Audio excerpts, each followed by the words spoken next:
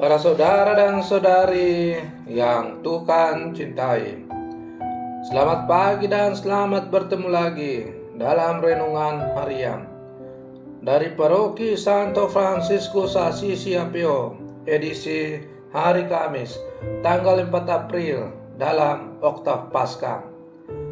Mengawali hari yang baru ini, kita hendak mendengar dan merenungkan sabda Tuhan. Marilah sebelum kita mendengar dan merenungkan sabda Tuhan, kita berdoa. Dalam nama Bapa dan Putra dan Roh Kudus. Amin. Allah Bapa yang Maha Kuasa, Engkau telah mempersatukan berbagai bangsa dalam iman akan nama-Mu dan melahirkan kami kembali dari air pembaptisan.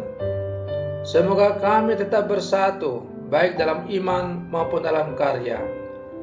Bersabdalah ya Tuhan, kami siap mendengarkan.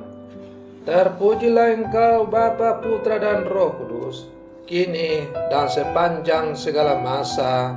Amin. Para saudara dan saudari yang Tuhan cintai, sabda Tuhan yang hendak kita dengar dan kita renungkan untuk mengawali hari yang baru ini diambil dari Injil Lukas pasal 24 ayat 35 sampai 48. Tuhan bersamamu. Inilah Injil suci menurut Lukas. Dua murid yang dalam perjalanan ke Emmaus ditemui oleh Yesus yang bangkit, segera kembali ke Yerusalem.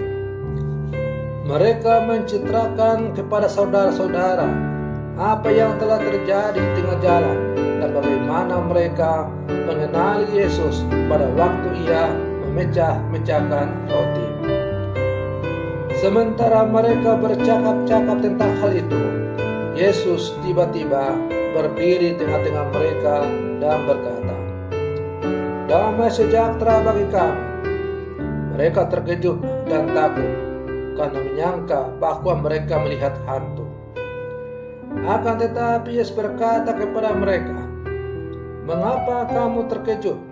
Dan apa sebabnya timbul keraguan-raguan di dalam hatimu?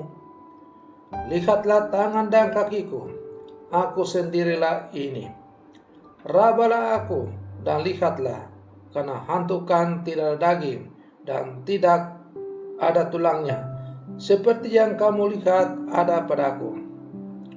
Sambil berkata demikian, ia memperlihatkan tangan dan kakinya kepada mereka. Dan ketika mereka belum juga percaya karena girang dan masih heran, berkatalah Yesus kepada mereka, "Adakah padamu makanan di sini?" Lalu mereka memberikan kepadanya sepotong ikan goreng. Ia mengambilnya dan memakannya di depan mata mereka. Yesus berkata kepada mereka, "Inilah perkataan yang telah kukatakan kepadamu ketika aku masih bersama-sama dengan kamu, yakni bahwa harus digenapi semua yang ada tertulis tentang aku dalam kitab Taurat Musa, kitab Nabi-Nabi, dan kitab Mazmur." Lalu Yesus membuka pikiran mereka sehingga mereka mengerti kitab suci. Katanya kepada mereka, "Ada tertulis demikian, Mesias harus menderita dan bangkit dari antara orang mati pada hari yang ketiga. Dan lagi dalam namanya, berita tentang pertobatan dan pengampunan dosa harus disampaikan kepada segala bangsa, mulai dari Yerusalem. Kamu adalah saksi dari semuanya ini." Demikianlah sabda Tuhan.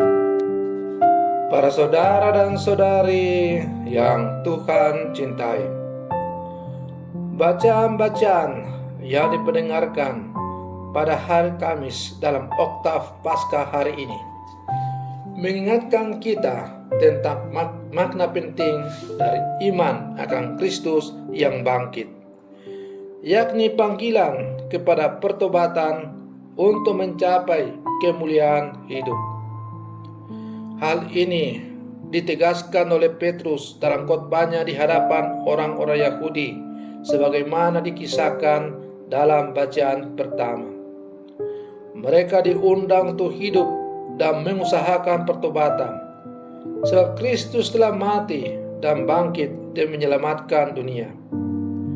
Kebangkitan Yesus menjadi dasar bagi setiap orang yang percaya untuk hidup dalam pertobatan yang terus-menerus dan sungguh-sungguh.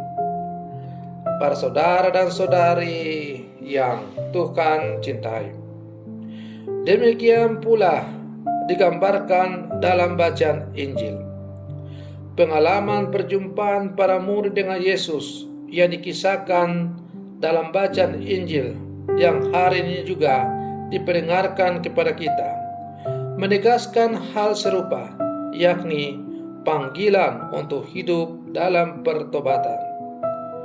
Ia menampakkan diri kepada mereka sekalipun mereka masih ragu-ragu dan kurang percaya. Karena itu, Yesus mengingatkan mereka akan misi dan perutusannya dari Allah. Ia harus menderita dan wafat sebelum akhirnya bangkit dan mengalahkan maut dan dosa.